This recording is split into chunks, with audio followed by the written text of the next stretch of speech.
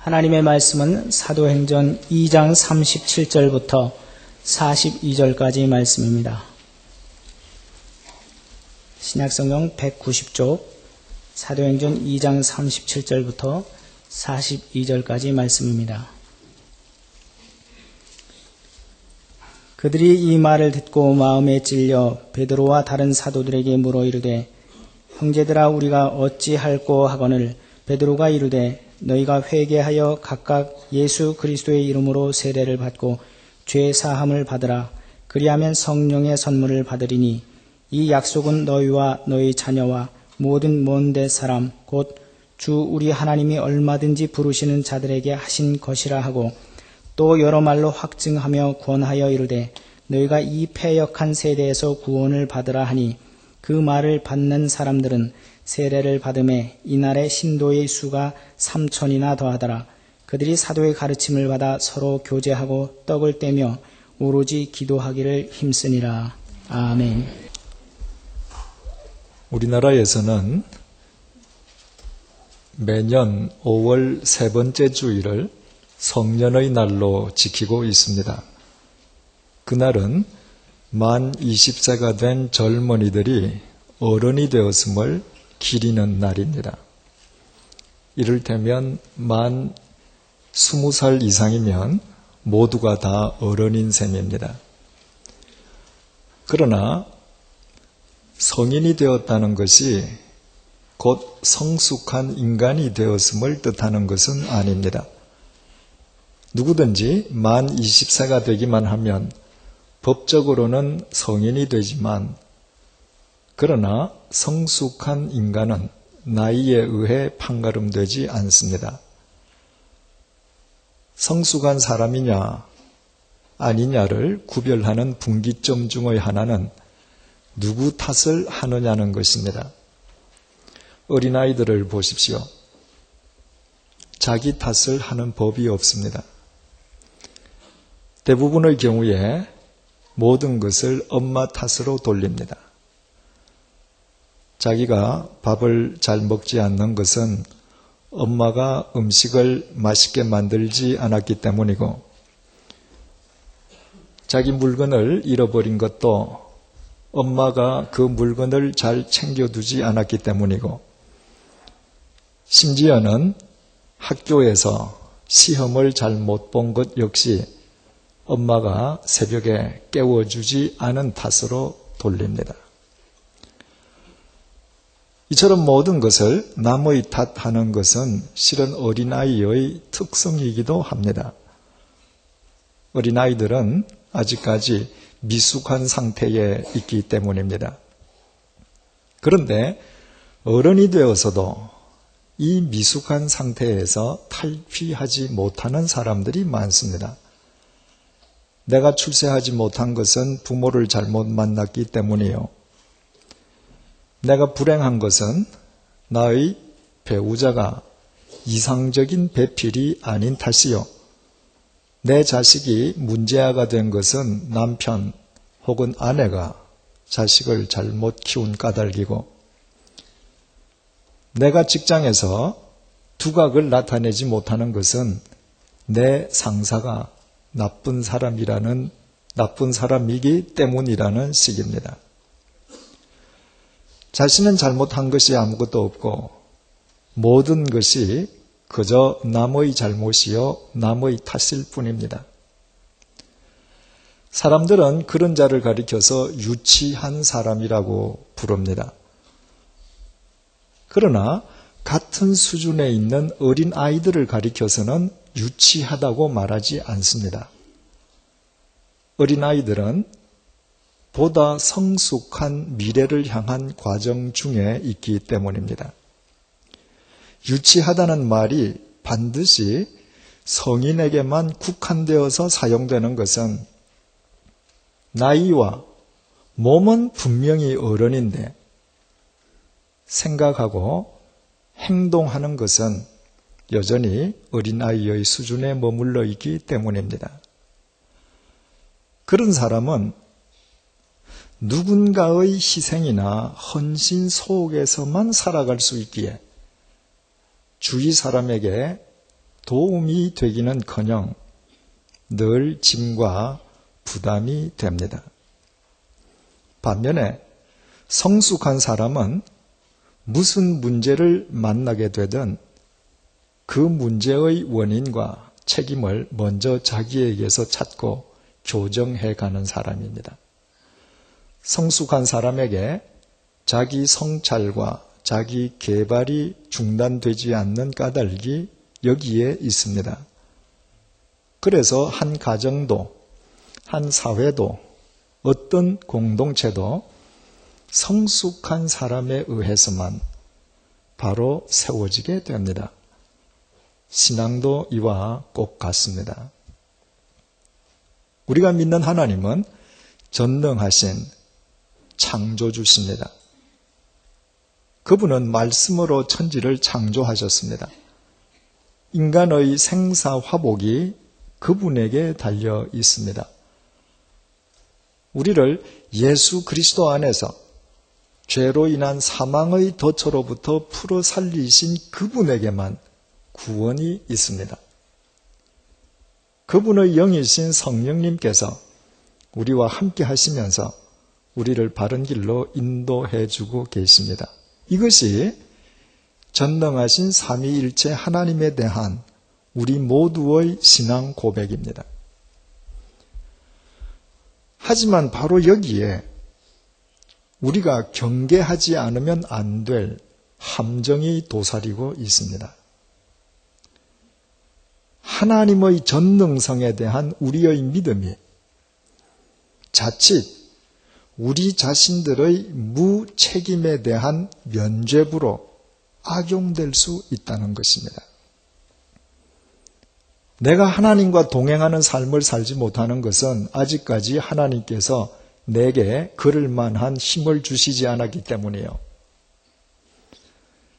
내가 말씀을 쫓아 살지 못하는 것도 말씀이신 예수 그리스도께서 내게 은혜를 베풀어 주시지 않았기 때문이에요.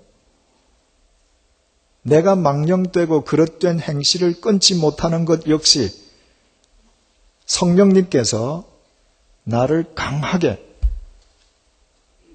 붙들어 주시지 않았기 때문이라는 것입니다. 한마디로 자신에게 아무런 잘못이 없고 자신이 그리스도인으로 살아가지 못하는 전적인 이유가 삼위일체 하나님께 있는 것처럼 그릇 인식하는 것입니다. 하나님께서 전능하시다고 해서 인간의 책임과 의무가 배제되는 것은 결단코 아닙니다.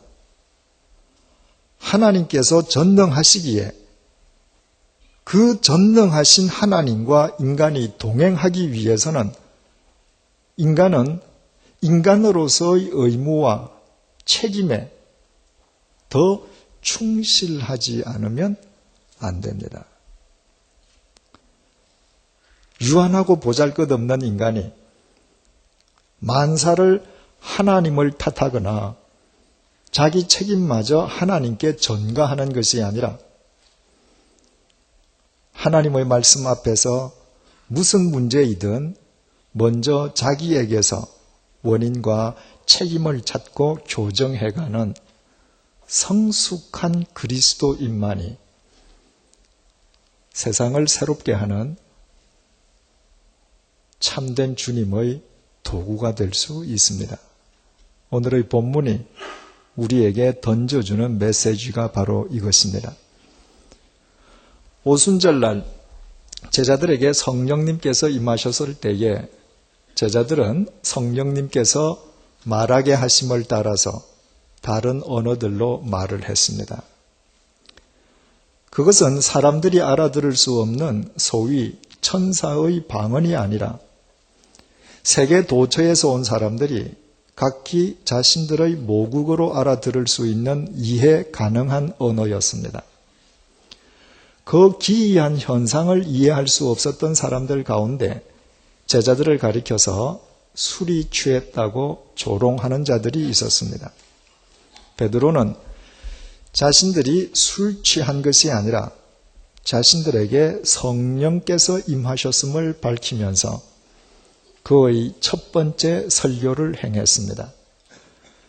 우리가 지난 4주 동안 살펴보았던 베드로 설교의 핵심은 너희가 못 박아 죽인 나사렛 예수를 하나님께서 사망의 덫에서 풀어 살리시사 천지를 주관하는 주제와 그리스도로 삼으셨다는 것이었습니다.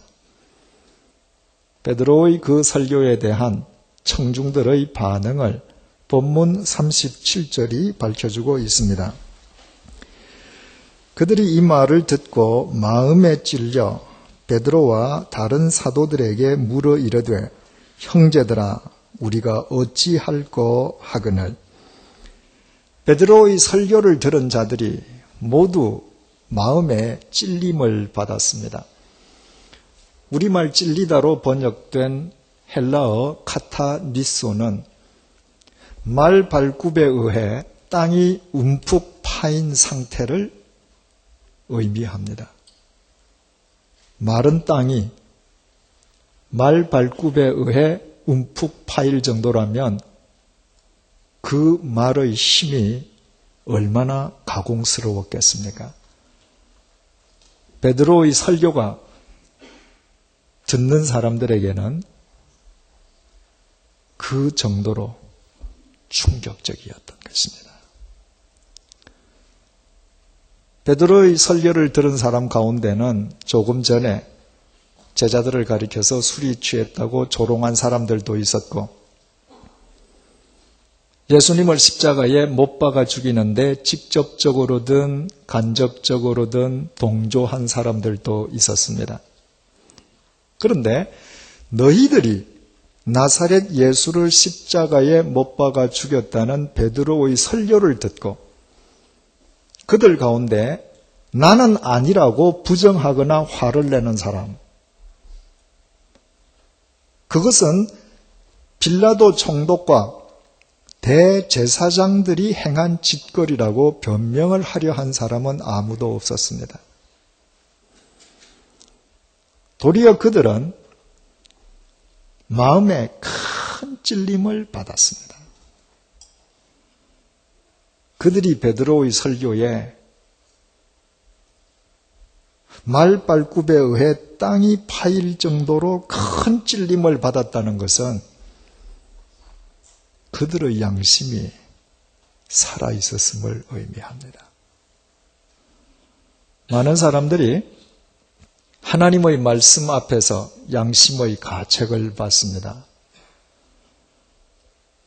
그러나 그 양심의 가책에 반응하기보다는 그냥 지나쳐버리고 맙니다. 그런 일이 계속 반복되다 보면 인간의 양심은 하나님의 말씀에도 전혀 무감각한 죽어버린 양심으로 전락하고 맙니다. 한 인간의 양심이 하나님 앞에서 변함없이 싱싱하게 언제나 살아있느냐, 아니면 시체처럼 썩어져 가느냐는 것은 절대로 남의 탓이 아닙니다. 그것은 전적으로 자기 탓이요 자기 책임입니다. 본문에서 베드로의 설교를 듣고 양심에 큰 가책을 받았던 사람들은 겉으로 아무 일도 없었다는 듯이 그냥 지나치지 않았습니다. 그들은 양심의 아픔이 채 가시기도 전에 지체 없이 제자들을 향해 물었습니다. 형제들아, 우리가 어찌할꼬? 그들은 만약 그들의 지난 삶이 그릇되었다면 그것은 누구 탓도 아닌 전적으로 자기 자신들의 탓임을 바르게 인식하고 있었던 것입니다. 그들의 질문에 대한 베드로의 답변을 본문 38절이 밝혀줍니다. 베드로가 이르되 너희가 회개하여 각각 예수 그리스도의 이름으로 세례를 받고 죄 사함을 받으라. 그리하면 성령의 선물을 받으리니. 본문 아래쪽 주난을 보면 성령의 선물을 성령을 선물로 받으리라 고도 번역할 수 있다고 기록되어 있습니다. 베드로의 설교를 듣고 양심에 큰 찔림을 받은 자들에게 베드로는 성령님과 함께 할 수 있는 길을 제시해주고 있습니다. 성령님과 함께 살지 않고서는 양심의 가책 없는 삶이란 아예 불가능하기 때문입니다. 베드로가 제시해준 방안은 두 가지였습니다. 첫째, 회개하라는 것이었습니다. 회개하라는 동사 헬라어 메타노에오는 길을 바꾸라는 것입니다. 가던 길에서 돌아서라는 의미입니다. 두 번째로 예수 그리스도의 이름으로 세례를 받으라는 것이었습니다. 원문을 보다 정확하게 옮기면 죄 사함을 얻기 위하여 예수 그리스도의 이름으로 세례를 받으라입니다. 베드로가 자신의 설교에서 세례를 언급한 것은 그들에게 세례의 형식이 아니라 세례의 본질을 요구하기 위함이었습니다. 지난 수요 성경 공부 시간에 우리 함께 공부했던 것처럼 세례의 본질은 그리스도와의 연합입니다. 예수 그리스도의 죽음과 연합해서 죄의 노예였던 우리의 옛사람은 죽고 예수 그리스도와 예수 그리스도의 부활과 연합한 새로운 삶의 출발점이 바로 세례입니다. 그러므로 베드로가 그들에게 회개하여 세례를 받을 것을 촉구한 것은 자기 중심적인 길에서 벗어나서 예수 그리스도와 연합할 것을 주문했던 것입니다. 죄로 인해 사망으로 치닫던 길에서 돌아서서 생명이신 예수 그리스도와 연합하는 삶을 살라는 의미였습니다. 지금 손에 움켜쥐고 있는 것들, 머지않아 한 줌의 죄에 지나지 않을 것들을 내려놓고 영원한 진리이신 예수 그리스도와 연합하라는 뜻이었습니다. 한마디로 베드로가 그들에게 요구한 것은 추상적인 관념이 아니라 구체적인 행동이었습니다. 중요한 것은 원문을 살펴보면 이 본문 속에 귀중한 교훈이 들어있다는 사실입니다.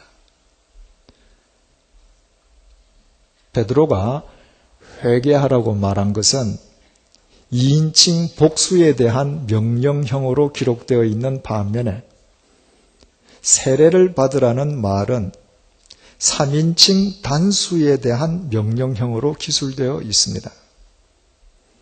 이 문법적인 차이를 살려서 원문을 번역하면 이런 말이 됩니다. 너희들은 모두 회개하고 너희 각자는 자기 자신으로 하여금 세례를 받게 하라. 얼마나 소중한 교훈입니까? 우리가 다 같은 날, 다 같은 시간에 같은 교회에 등록해서 다 같이 함께 신앙 생활을 시작할 수 있습니다. 그러나 우리 각자가 그리스도와 연합하는 삶을 사는 것은 철저하게 개인적인 일입니다. 바꾸어 말씀드리면 우리의 신앙의 출발점은 집단적일 수 있지만 우리 각자 신앙의 질과 수준은 지극히 개인의 소관 사항이라는 의미입니다. 이것은 학생들이 한 날, 한 시에, 한 학교에 단체로 입학하지만 졸업할 때 학생들의 성적은 각자 노력 여하에 따라 천차만별로 달라지는 것과 같은 이치입니다.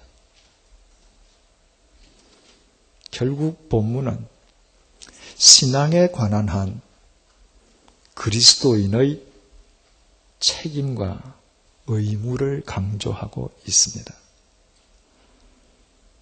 생각으로나 말로서만이 아니라 행동으로 구원받은 그리스도인답게 회개와 세례의 삶을 실천해 가는 자가 성령 충만한 삶을 살 수 있다는 것입니다. 여기에서 이런 이의를 제기하는 분들이 있을 수 있습니다. 사도 바울의 경우는 베드로의 설교 내용과는 전혀 반대가 아니냐고 말입니다. 베드로는 분명히 설교를 통해서 회개하고 세례, 그리스도와 연합된 삶을 추구하는 자가 성령 충만한 삶을 살 수 있다고 설교했습니다. 그러나 바울은 회개한 적도 예수 그리스도의 이름으로 세례를 받은 적도 없었습니다. 도리어 바울은 예수 그리스도인들을 핍박하던 철저하게 반그리스도적인 인간이었습니다.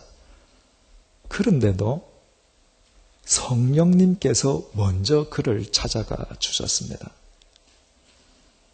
이것은 확실히 본문 베드로의 설교 내용과 상치되는 것처럼 보입니다. 그러나 그것은 성령 세례와 성령 충만을 혼동한 데서 비롯된 착각일 따름입니다. 우리는 5주 전에 성령 세례와 성령 충만에 대해서 깊이 생각해 본 적이 있습니다. 성령 세례는 주님의 은총으로 평생에 단 한 번 받는 것인데 반해서 성령 충만은 구원받은 그리스도인들이 날마다 지속적으로 이루어 가야 할 의무요 책임입니다. 베드로는 지금 성령 세례와 성령 충만의 상관관계에 대해서 설교하고 있는 것이 아닙니다. 베드로는 본문을 통해서 성령 세례를 포함한 성령 충만한 삶을 지속적으로 추구해야 할 그리스도인의 의무와 책임을 강조하고 있는 것입니다. 바울이 회개하거나 세례를 받기도 전에 성령 세례를 먼저 받았다고 해서 그 이후에 바울이 구원받은 그리스도인으로서의 의무와 책임을 소홀히 했던 것은 절대로 아니었습니다. 그 순간부터 바울은 죽을 때까지 철저한 회개의 삶으로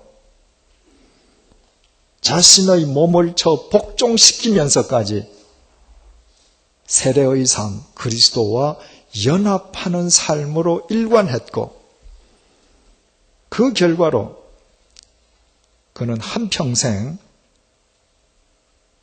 성령 충만한 사도로 살 수 있었습니다. 이처럼 우리에게 이미 임해 계신 성령님을 우리 각자가 자각하는 시기와 시간은 다 다를 수 있습니다.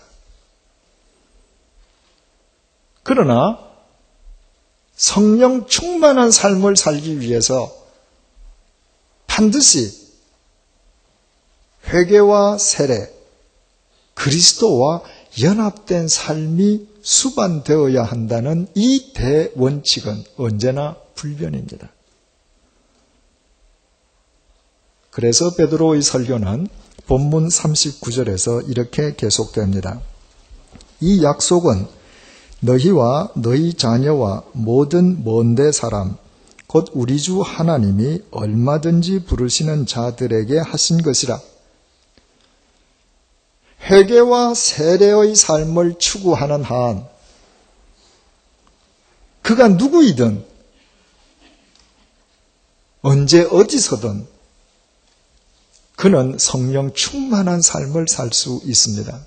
이것은 하나님의 약속이기 때문입니다. 그러나 이 말씀을 역으로 표현하면 회개와 세례의 삶, 그리스도와 연합하는 삶을 추구하려 하지 않는 한 그 누구도 성령 충만한 삶을 살 수는 없다는 의미임을 잊어서는 안 될 것입니다. 마침내 본문 40절에 이르러 베드로의 설교는 이렇게 끝나고 있습니다.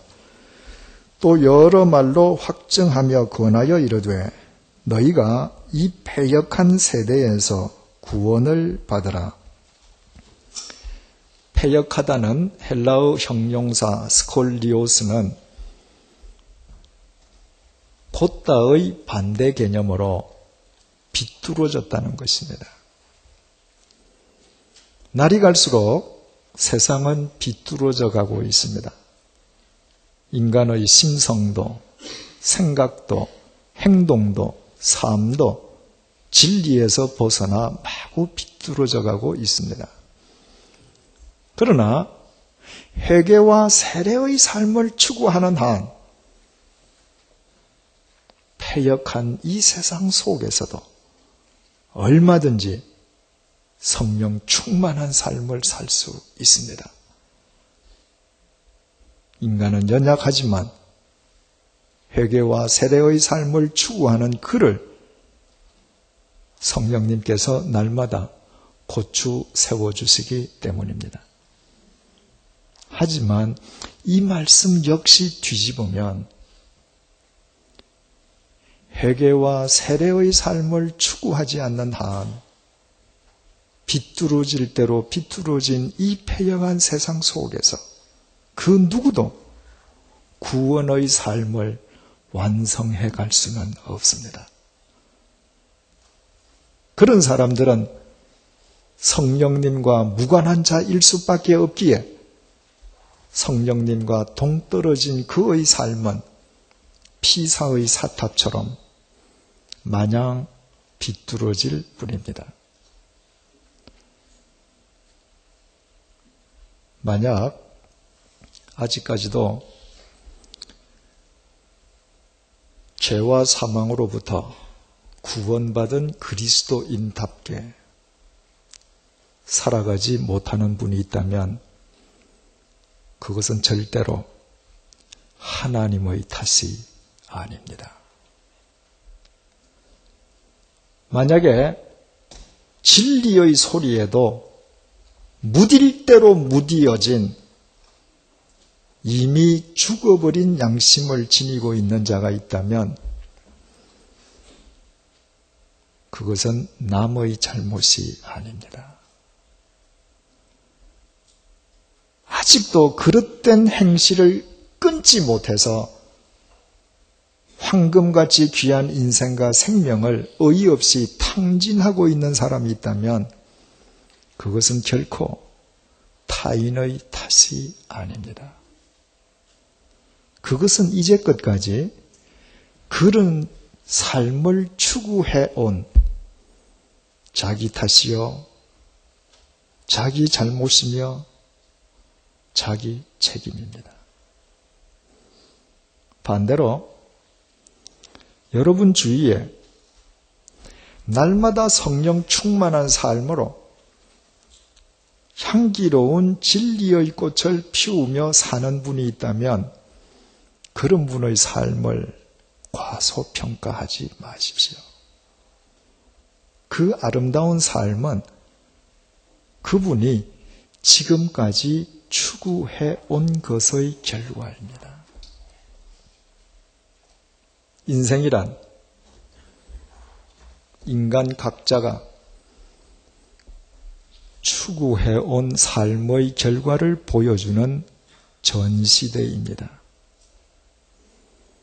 허망한 삶을 추구해 온 자의 인생이 아름다운 진리의 꽃을 피울 수는 없고 일평생 영원한 진리를 쫓아 살아온 자의 인생이 허망하게 끝나는 법도 없습니다. 지금 우리 각자의 모습이 우리가 지금까지 추구해온 삶의 결과라는 것보다 더 무서운 하나님의 심판, 더 공정한 하나님의 평가가 어디에 있겠습니까? 사랑하는 교우 여러분, 전능하신 하나님을 진정으로 믿으십니까? 죄와 사망으로부터 구원받은 그리스도인답게 날마다 성령 충만한 삶을 사시기를 정말 원하십니까? 그렇다면 지금부터 우리 모두 우리에게 이미 임해 계시는 성령님의 빛 속에서 회개와 세례의 삶, 그리스도와 연합하는 삶을 시작하십시다. 구원받은 그리스도인으로서의 의무와 책임에 최선을 다하십시다. 그때부터 우리는 이 패역한 세상을 새롭게 하는 이 시대의 성숙한 그리스도인들이 될 것입니다. 주님께서 이 땅을 거쳐가신 지는 2000년이 지났지만 하나님의 말씀 앞에서 양심의 찔림을 얻고 어찌할꼬 통탄하는 자들에 대한 주님의 답변은 변함이 없습니다. 너희가 회개하여 각각 예수 그리스도의 이름으로 세례를 받고 죄사함을 받으라. 그리하면 성령을 선물로 받으리라. 기도하시겠습니다. 오늘 하나님의 말씀에 비추어 본 나의 실상이 이제껏 내가 추구해온 삶의 결과임을 깨닫게 해주셔서 감사합니다. 인생이란 자신이 추구해온 삶을 드러내는 전시대임을 일깨워 주심도 감사합니다. 오늘도 내가 여전히 허망한 욕망을 섬길 때 내일 하나님 앞에서 나의 실상은 더욱 패역할 수밖에 없음을 알게 해주심도 감사드립니다. 오늘 생명에 있는 이 순간부터 하나님의 말씀 앞에서 어찌할꼬 자문하면서 구원받은 그리스도인으로서의 책임과 의무를 다하는 자가 되게 도와주옵소서. 성령님의 빛을 쫓아 죄로 인한 죽음의 길에서 돌아서서 회개와 세례의 삶을 그리스도와 연합한 성숙한 삶을 추구하게 도와주옵소서. 일평생 성령 충만한 삶으로 진리를 꽃피우며 살아가게 도와주옵소서. 그와 같은 우리의 삶이 이 패역한 세상에서 생명의 이정표가 되게 하여 주옵소서. 예수님의 이름으로 기도드립니다. 아멘.